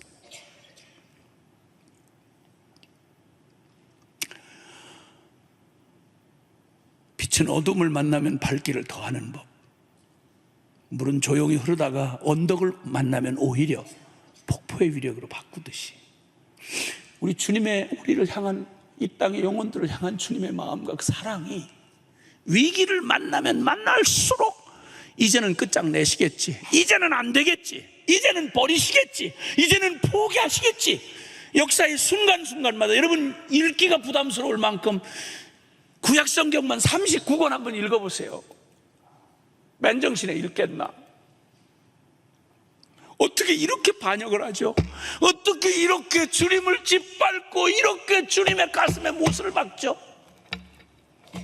아브라함 선택해서 불러내시고 이스라엘을 구별해서 언약을 맺으시죠. 그 순간순간 한순간도 멀쩡한 적이 없이 끝까지 타락하고 반짝 다윗의 시대에 반짝 주님 기쁘게 한 이후에 솔로몬부터 이미 벌써 성전을 지었던 자가 우상 숭배를 해요. 솔로몬이 처첩을 1000명이나 거느리고 지혜의 이 지혜서를 성경을 기록했던 그가 세상에 우상 숭배를 하고 주님이 현저히 그를 책망하지만 끝내 돌이키지 않고 미친 짓을 해요. 그리고 나라가 남북으로 갈라지죠. 북이스라엘과 남유다로요. 북이스라엘 선한 놈 하나도 없어요. 왕 중에 남유다 왕 중에 조금 선하다는 왕들 한번 이름 들먹여 보세요. 막판에 반드시 죄인인 걸 반드시 증명하고 망령 떨고 죽어요. 그리고 나중에는 끝끝내 선지자들의 애달픈 외침을 끝내 뒤로 하고 끝까지 반역을 하고 예루살렘 초토화되고 성전 짓밟히고 지구상에 이스라엘 이름이 사라지고 바벨론 포로로 끌려가잖아요. 여러분, 구약은 인간의 아담의 저주를 받은 인간 죄악의 그 비참한 소망 없는 인간 실패의 역사가 구약의 역사고요. 구약의 또 다른 한 면의 역사는 그럼에도 불구하고 끝까지 사랑하시는 하나님의 사랑의 승리의 역사예요. 아멘. 그리고 주님은 알아들을 수 있는 모든 방법으로 주님의 그 마음을, 애절한 마음을 표현하시는 중에 인간으로 받기가 어려운 하나님, 전능하신 하나님이 세상의 이 악독한 이 미물 같은 이 쓰레기 같은 인생들을 사랑하다 미치셔서, 여러분 구약의 정말 감동적인 얘기 중에 호세아서는 아시겠지만 여러분, 호세아라는 선지자를 통해서 고멜이라는 음탕한 여자를 취하여 아내를 삼게 해요.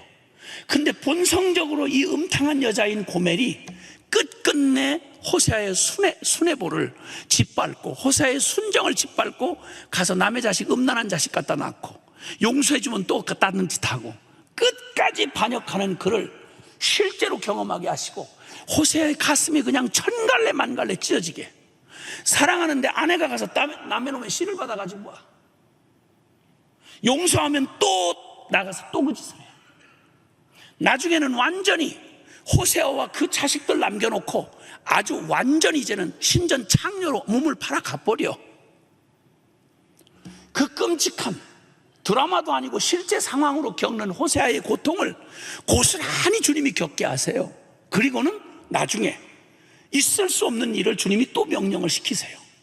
공식 신전 창녀가 돼서, 이제 늙은 창녀가 돼서 걸레처럼 된 그 고멜이 가서 신전 창녀 짓을 하고 앉았는데 주님이 호세아를 다시 부르셔가지고 너 가서 그 여자의 몸값을 네가 치러줘라. 그리고 창녀가 된 그 여자를 데려와라.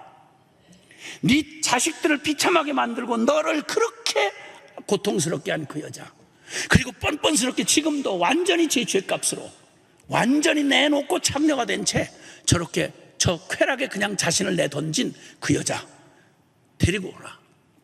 그리고 데리고 와서 어찌하든 하나님이 할 수 없는 일을 시키시는데 데리고 와서 그 여자 데리고 와가지고 일단은 오든 안 오든 발광을 하고 난리를 쳐도 일단은 데리고 와라. 그리고 데리고 와서 그 여자가 밥을 많이 먹여라. 밥을 많이 먹인 다음에 긴장하지 않도록 밥을 먹이고 편안한 자리를 마련해 주고, 그리고 고단히 잠이 들거들랑 이불을 머리 위까지 덮어줘라. 잠이 깊이 완전히 들었다고 확인이 되거들랑 그 다음에 그 재수없는 여자의 머리통을 깔고 앉아라. 그래서 버리적버리적 하면 그 여자를 그냥 둘둘 말하다가 그냥 숨 끊어질 때까지 깔고 앉았다가 숨이 끊어진 거 확인하면 둘둘 말하다가 제일 더러운 쓰레기 태우는 저 쓰레기장에서 아주 흔적도 없이 태워서 이런 여자가 세상에 존재하지도 않았다고 할 만큼 아주 완벽하게 처리를 해라. 주님이 호세아한테 그렇게 명령을 하셨더라면 우리 정서에 딱 맞아서 감동을 받는데 전혀 지장이 없을 뻔했어요. 근데 주님이 그렇게 하라고 하시질 않으시고, 호세아, 너 가서 보리 한 호멜과 은 15에 보리 한 호멜 반, 그러니까 돼지고기 삼겹살밖에 안 되는 그 몸값을 주고 그 여자를 데리고 와라. 아마 따라오지 않을 거다. 발광을 할 거다. 거친들로 데려가서 믿어질 때까지 고백을 해라. 그 음탕한 여자가, 그 양심도 없는 그 저주받은 그 여자가, 너의 인생을 짓밟은 그 여자가 펄펄 뛰고 안 오려고 하거들랑 거친들로 데려가서 여러 말로 개유하여 이르기를, 개역성경에 그렇게 나와 있어요. 믿어질 때까지 얘기해라. 어떻게? 여보, 난 당신을 사랑하. 여보, 당신은 여전히 내 아내. 여보, 난 여전히 당신의 남편이고 여전히 당신은 내 아내예요.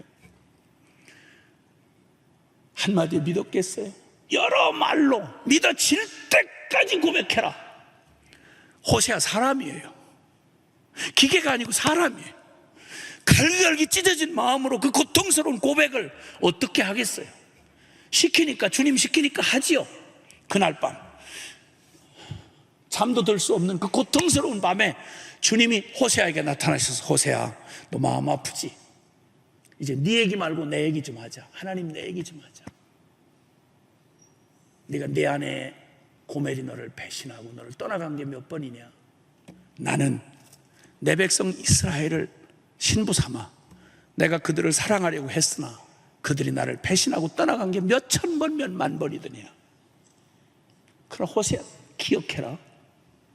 난 그들이 나를 떠나가서 나를 배신한 것도 아픔이지만, 아니, 내가 그들을 향한 내 긍휼한 마음이, 내가 배신당한 아픔보다 그들이 나를 떠나서 당할 그 비참한 고통, 내가 사랑하는 나의 신부된 이 기가 막힌 고멜 같은 이스라엘이 당할 아픔 때문에 내 긍휼이 불이 붙어, 내 가슴에 불쌍히 여기는 마음이 불이 붙어 내가 견딜 수가 없다. 호세아, 똑바로 들어라. 나는 반드시 이들을 내가 반드시 내가 꿈꾸던 나의 순결한 신부로 만들어서 그들의 과거가 기억도 나지 않을 만큼 공변과 진리, 은총과 긍휼로 내가 그들에게 장가들 것이다.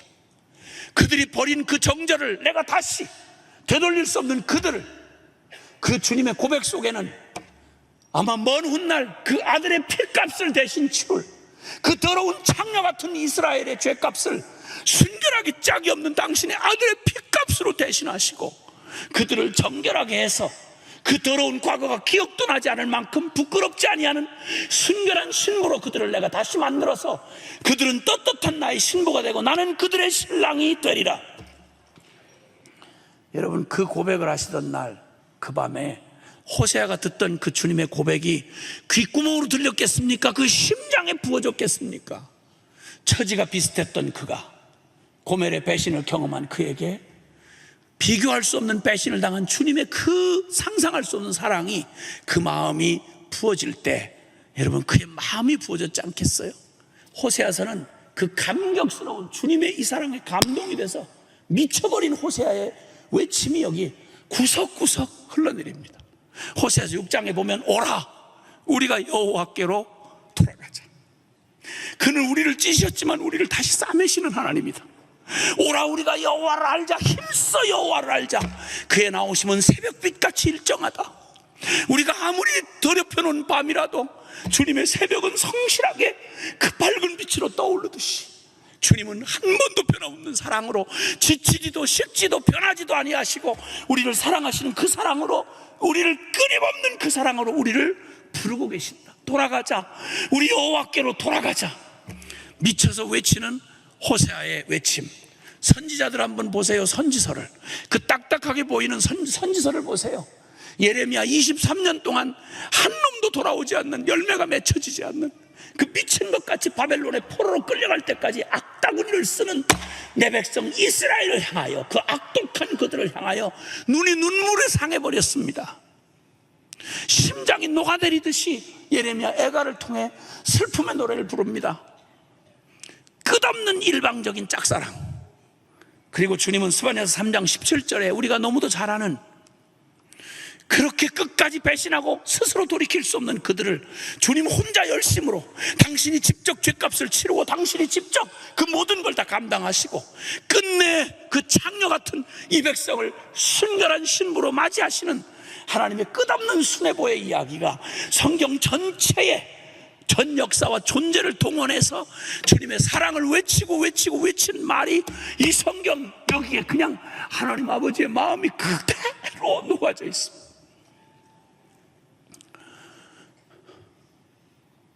주님을 떠나서 그들은 주님을 돌아볼 겨를도 하지 않는데 스바냐 3장 17절에는 너희 하나님 여호와가 너희 가운데 계시니 그는 구원을 베푸실 전능자시라. 그가 너로 인하여 기쁨을 이기지 못하고 너를 잠잠히 사랑하시며 너 때문에 즐거워 소리치며 춤을 추시리라. 무슨 얘기죠? 무슨 이런 일이 가능하죠? 어떻게 이런 일방적인 사랑이 가능하죠? 요한 사도는 말합니다. 사랑은 여기 있으니 우리가 하나님을 사랑한 게 아니고 하나님이 먼저 우리를 사랑하사 그의 아들을 우리를 위해 내어주심으로 우리가 비로소 사랑을 알았다. 여러분, 사랑은 우리에게서 나오는 개념이 아닙니다. 하나님은 사랑이시라. 그러므로 사랑은 오직 하나님에게서만 나오는 개념입니다. 그 사랑의 마음을 주님이 우리에게 부어주시지 않는 한 그건 불가능한 것입니다. 하나님 너무도 이 놀라운 이 사랑으로 끝까지 역사 내내, 구약 역사 내내 그러시다가 마지막 자기 땅에 온 유대 땅에서 아들을 보내셨는데 유대 땅에 주여 하던 자들의 손길에 의하여 십자가에 뻘거벗기고 갈보리 언덕에다 사지가 뒤틀어지도록 매달아 놓고 조롱하고 여호와의 이름을 부르면서 당신이 보낸 아들을 그렇게 처참하게 죽이며 반역하는 이 소망 없는 아브라함의 자식들, 이 모태신앙들, 이 악독한 아담의 저주를 받아 스스로 소망이 없는 그 마지막 악독을 그대로 드러내고 예수님을 십자가에 못 박아 죽이던 그날, 그때쯤이면 주님이 포기하셨어야 됩니다. 아들이 매달려 엘리 라마 사박다니하고 외칠 때 아들아 됐다, 이제 그만해라 이제 아들아 됐다. 갈보리 언덕에서 만약에 예수님의 탄식을 들으며 만약에 저와 여러분을 포기했더라면 우리에게 복음이란 존재할 수가 없는 거예요. 여러분, 기독교의 복음은 종교라브레가 아니다 말입니다. 여러분, 철학 따위가 아니란 말입니다. 여러분, 저와 여러분 하나를 선택하려면 당신의 아들을 포기하셔야 저와 여러분을 선택할 수 있는 겁니다. 우리가 구원받았다는 말은 그냥 받았다는 말이 아닙니다. 이 어마어마한 복음을 받고 어떻게 이렇게 우리의 한국교회가 이렇게 죽은 송장처럼 있을 수 있냔 말이요. 어떻게 선거에 대하여 관심 한 번 안 기울이고 밥만 꾸역꾸역 먹고 어떻게 의식적인 신앙생활, 종교생활이 가능하냐 이 말이요. 저는 이해 못하겠어요. 이렇게 말했더니 날 보고 극단이래요. 이렇게 말했더니 순교신앙 가지라고 했던 사람들이 날 보고 이단이래요.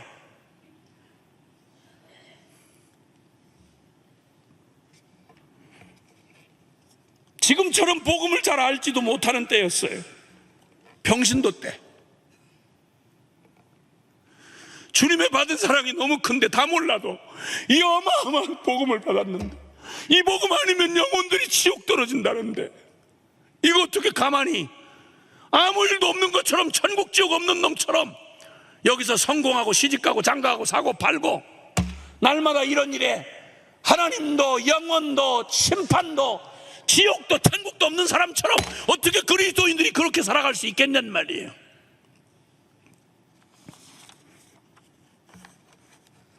낳는 쪽쪽 자식들, 나만 아니라 자식들 선교사로 바쳤죠. 하루아침에 선교사가 난된다 생각하고 중학교 때부터 보내려고 애를 쓰다가 고1 때 자퇴해서 처자들을 보냈어요. 어느 날 떠난 뒤에 그놈이 아빠가 무서워서 가는 이런 일은 원치 않았는데 혹시나 그러면 어떡하나 했더니 주님이 그놈이 메모를 하고 남겨놓은 게 그놈 찜에서 나왔어요. 주님의 심장이란 제목으로 이렇게 고백을 했더라고요. 주님은 내 가슴에 당신의 심장을 심어주셨습니다.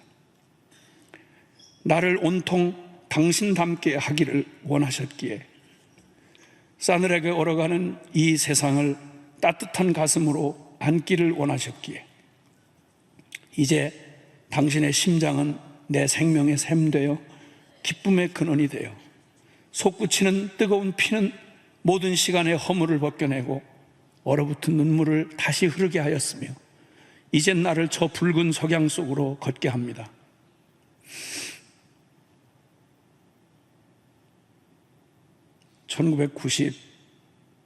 (1993년쯤) 되는 1월 어느 날 큰아들 드립니다.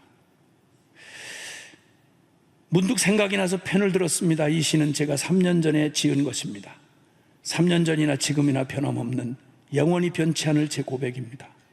먼저 아빠 안에 계신 하나님의 심장을 보았고 또한 제 안에서 동일하게 움직이는 주님의 심장을 깨달았었습니다.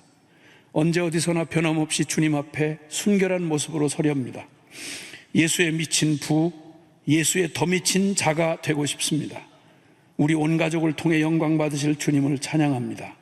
이런 글을 남기고 갔더랬습니다. 시간이 좀 흐른 뒤에 해외에 나가서 선교사 밑에서 훈련을 받으면서 어린 나이에 나갔던 아들의 소식이 궁금했더랬는데 함께 살던 선교사가 들어와서 소식을 전해줍니다. 지금처럼 활발하게 인터넷이나 이런 것들이 없어서 소식을 알기 어려웠는데 와서 전해주는 말은 그런 것이었으면 우리 아이 잘하고 있느냐고 그랬더니 잘하고 있다고 그랬습니다. 그런데 뒤에 한마디 붙인 말이 제 마음을 어렵게 했습니다. 잘하는데 너무 잘해서 탈이지요. 이래요. 칭찬인 줄은 알았지만 무언가 걸렸어요. 무슨 얘기입니까? 제가 자꾸 다구쳐 물으니까 아니요 다른 거 아니고요. 그 나이에 17살 나이에 뭐 얼마든지 그 나이 때에 실수할 수 있는 실수를 하고 나면 자기 자신을 용납을 못한다는 거예요. 며칠씩 어려워한다는 거예요. 왜 그러냐고 어렵게 입을 열어서 물어보면 자기같이 어리고 자격이 없는 사람을 선교사라고 인정해 준 하나님에게 죄송하고 자기를 어떻게 믿어주는지 아니까 아빠의 기대를 실망시킨 저버린 자신이 용서가 안 돼서 그런다고 이렇게 말을 한다는 거예요. 칭찬으로 한 말이었는데 제가 너무 마음이 어려워졌습니다. 내가 외국을 나가서 사는 사람이 아닌데 외국 먼저 보낸 자식이 늘 안쓰럽기도 하곤 했는데 갑자기 생각에 이 자식 이거 오해하네. 내가 저보고 성자대라고 그랬어? 아니 이런 식으로 그냥 살아도 해외에서 지나는 게 어려울 텐데 남의 집에서 그런데 이걸 이렇게 민감하게 이러면 이거 얼마나 어려울까 생각이 드는데 못 견디겠어요. 이 자식 이거 오해하는구나. 그래서 제가 급히 그날 저녁 비행편을 알아봤더니 마침 있어요. 비행기를 타고 날아갔죠. 가서 한마디 딱 해주고 싶어서 갔습니다. 불러냈어요. 아들을 불러내고 아들아 나 한마디 꼭 너한테 해주고 싶은 일이 있어서 왔다. 이런저런 얘기를 하다가 너 오해하고 있는 게 한 가지 있는데 잘 들어라. 네 놈이 네가 성공을 하고 정말 떳떳하게 뭔가 성공을 하고 잘했을 때 그땐 분명 내 아들이야. 알겠나? 너무 당연한 얘기를 너무 심각하게 하니까 애가 피식 웃으면서 그렇죠. 아들이죠. 그리고 말이 뚝뚝 끊기고는 좀 시간이 흐르다가 근데 이 말만이 아니고 한마디 더 해줄 말이 있어. 똑똑히 들어도 내 놈이 만약에 잘하고 싶었는데 죽으라고 애를 썼는데 열매를 하나도 거두질 못하고 텅 빈 바구니를 초라하고 들고 서 있을 때 실패자로 서 있을 때 혹은 네가 원하지 않지만 원튼 원하지 않든 실패하고 넘어져서 네 스스로 용서할 수 없을 만큼 네가 큰 죄에 넘어졌을 때 똑바로 들어도 그땐 더욱 내 아들이야. 알겠나? 간다. 그리고 다시 고국으로 이제 돌아오는 비행기를 탔습니다.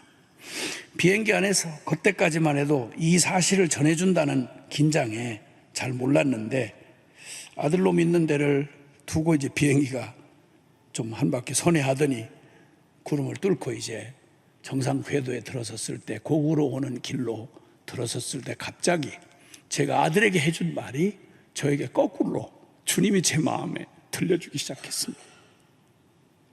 야, 사랑하는 아들아, 네가 잘하고 열심히 하고 열매 많이 맺었을 때 그땐 내 아들이야. 그러나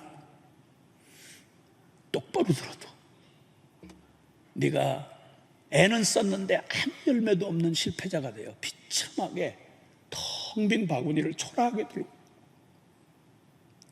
아무도 알아주지 않는 곳에 너 혼자 실패자의 모습으로 초라하게 빈 바구니 들고 서 있을 때, 혹은 네가 너를 용서할 수 없을 만큼 비참하게 실패해서 일어설 수도 없는 바로 그때, 또 똑똑히 기억해도 그때는 더욱 내 아들이야.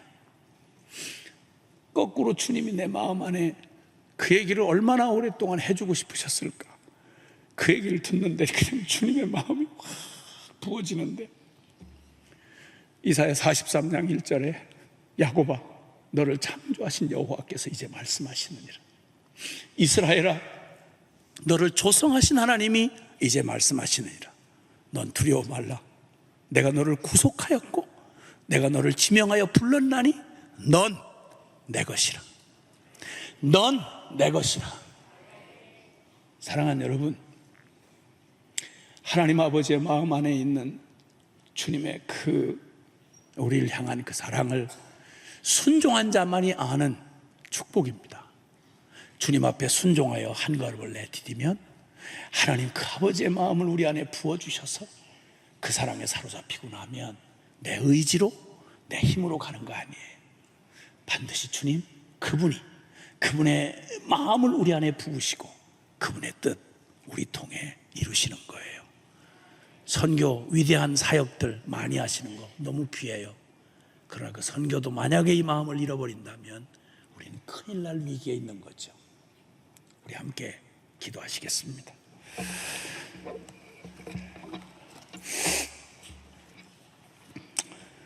여러분 함께 두 손을 좀 들어주시겠습니까? 주님을 향해서 우리의 전심을 표현하는 마음으로,